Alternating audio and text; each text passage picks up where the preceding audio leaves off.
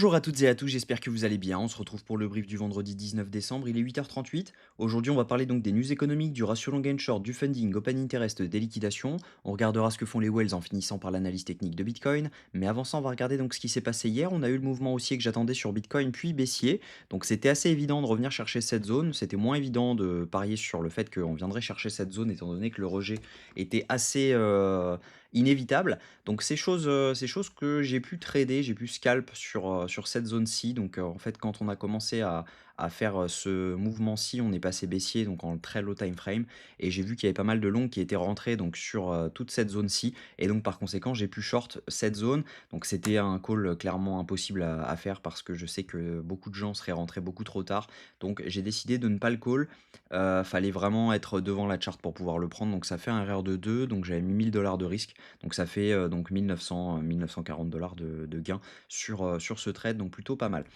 Sinon, ce qu'on voit, c'est qu'actuellement, bah, on est toujours baissier si on en regarde donc les datas, et la technique au niveau, H1, H4 et cetera. On est toujours baissier. On a validé donc un break of structure juste ici et donc pour valider un autre changement de tendance, il faudra passer au-dessus des 89 475 qui, pour l'instant, ont l'air de tenir.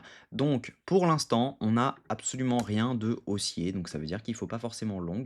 Cette nuit, on a eu la news donc sur les taux d'intérêt, japonais, donc clairement c'est ce à quoi on s'attendait. On a eu donc, une hausse de 0,25 points, donc clairement c'est pas forcément quelque chose à laquelle on était surpris. Donc on a eu un pump sur Bitcoin à 4 heures du matin, c'est, la raison pour laquelle on a pump. Donc si jamais vous regardez à donc 4 heures du matin, on a eu ce pump et derrière ça a déclenché ce mouvement haussier. Donc plutôt intéressant de savoir ça, mais, en tout cas voilà, pour l'instant rien de haussier, on est simplement sur un pump lié à la news et clairement on peut très bien ravaler toute cette hausse. Donc tant que on n'est pas, forcément, en dessous de cette zone ou au-dessus de celle-ci, donc au-dessus donc des 89 475 et en dessous des 84 398, personnellement, il y aura pas forcément de trade à prendre, sauf si vraiment on latéralise avec des prises de liquidité. Donc par exemple, on fait, une vraie prise de liquidité dans laquelle on fait ça et je vois que tout le monde ici est en train de short clairement. Là, je pense qu'il y aura un long à tenter, mais pour l'instant, il y a actuellement rien à faire. Vous allez voir au niveau des datas, c'est un peu indécis.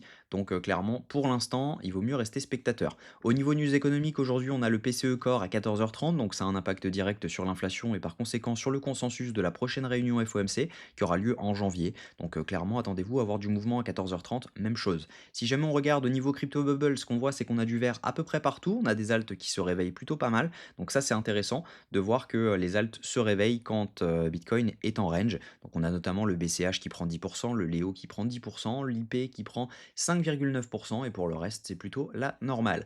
Au niveau funding open interest, donc ce qu'on voit, c'est que juste ici, on avait pas mal de longs qui étaient rentrés. Donc vous le voyez tout simplement ici. On avait une hausse de l'open interest avec une hausse des funding juste là. Donc c'est pour ça que moi personnellement j'avais décidé de short lorsqu'on est arrivé dans cette zone. Et si jamais on regarde également ici, on avait une hausse de l'open interest avec une hausse des funding, ce qui voulait dire que majoritairement ici, c'était du long qui s'était ouvert.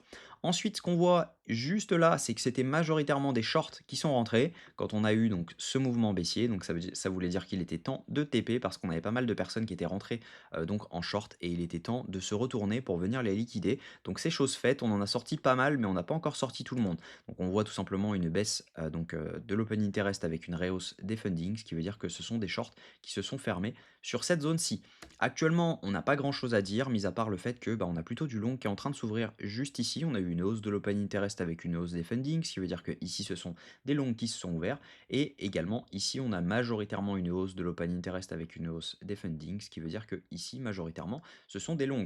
Actuellement, au niveau liquidation, on a pris les clusters de liquidité, donc sur 48 heures, on a un petit cluster à venir prendre autour des 83 900 donc ça veut dire que c'est pas forcément ce qui nous intéresse. Nous, ce qui nous intéresserait, c'est d'avoir vraiment un cluster défini dans lequel on a vraiment des liquidités à prendre. Donc si jamais on regarde sur une semaine, c'est la même chose. On n'a pas vraiment de cluster défini. On a donc cette zone des 83 900, on a 500 millions à liquider. Mais si jamais on regarde juste au-dessus, autour des 91 275, on a pour près d'un milliard à liquider. Donc ça veut dire tout simplement que actuellement, on est baissier en haut time frame, mais si on passe haussier, on viendra sûrement chercher cette zone. Maintenant, est-ce que cette zone sera une prise de liquidité ou est-ce qu'on passera haussier? Ça, il faudra attendre une clôture H4 pour savoir. Et clairement, tant qu'on n'a pas de clôture H4 au-dessus et validé, donc un changement de structure, etc., Clairement, actuellement, on en reste baissier, donc ça peut tout simplement être une prise de liquidité, donc il faudra faire attention à ça. Au niveau de ce que font les wells également sont indécises. On voit donc on a des rachats, etc. C'est l'indécision totale. Les micro-wells également sont indécises. On le voit clairement, on a donc vente, achat, vente, achat, vente, achat. Elles ne savent pas quoi faire. On est majoritairement sur des ventes, tandis que les retails, eux, se mettent à racheter.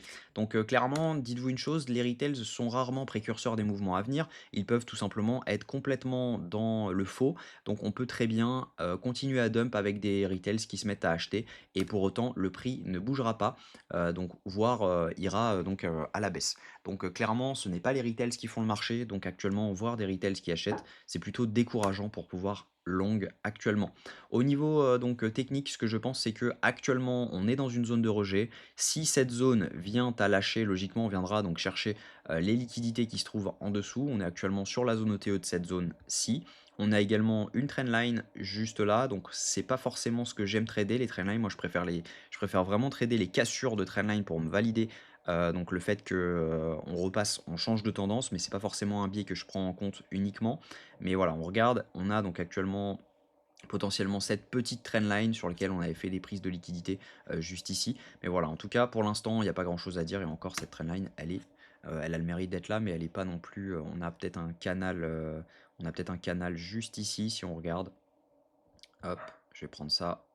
À mon avis, on a ce canal-là. Voilà, on est à peu près sur un canal de cette façon-là. Bon, c'est pas forcément ce qu'il y a de plus propre, donc clairement, on va pas le prendre en compte. Mais en tout cas, voilà, les liquidités se trouvent donc juste ici autour des 84 300 dollars. Si jamais je me mets en H1, donc on a donc cette prise de liquidité à faire juste ici et juste ici, autour des 83 800. Donc ça, c'est la grosse prise de liquidité à faire. Et également autour des 91 000 dollars. Donc dans cette zone-ci, on a énormément de liquidité. Donc ça voudra dire qu'à un moment ou à un autre, on va venir chercher cette zone et derrière, on viendra chercher cette zone ou alors on viendra chercher cette zone et si on a un setup low time frame, on pourra venir chercher cette zone et là du coup vu qu'on aura pris les liquidités, qu'on passerait haussier potentiellement en H4, on pourrait aller un peu plus haut, pourquoi pas venir chercher les 98 000 dollars enfin depuis le temps qu'on les attend. Donc voilà, actuellement c'est compliqué à trader, on va arriver en week-end, on est actuellement en période de fête, donc le volume n'est pas ce qu'il y a de mieux. Donc clairement, faites bien attention à ça. Logiquement, voilà, il vaut mieux débrancher les écrans actuellement pour revenir en janvier, voire revenir simplement après les fêtes, parce que clairement, il va pas se passer grand-chose à mon avis. On risque d'avoir des fake mouvements et ça pourrait très mal se passer en trading. Donc clairement, moi, je préfère rester spectateur et prendre que des assets où je suis sûr qu'on aura un mouvement. Et clairement, actuellement, ce n'est pas le cas. Donc voilà, je vous souhaite une très bonne journée. On se retrouve demain à la même heure. Prenez soin de vous.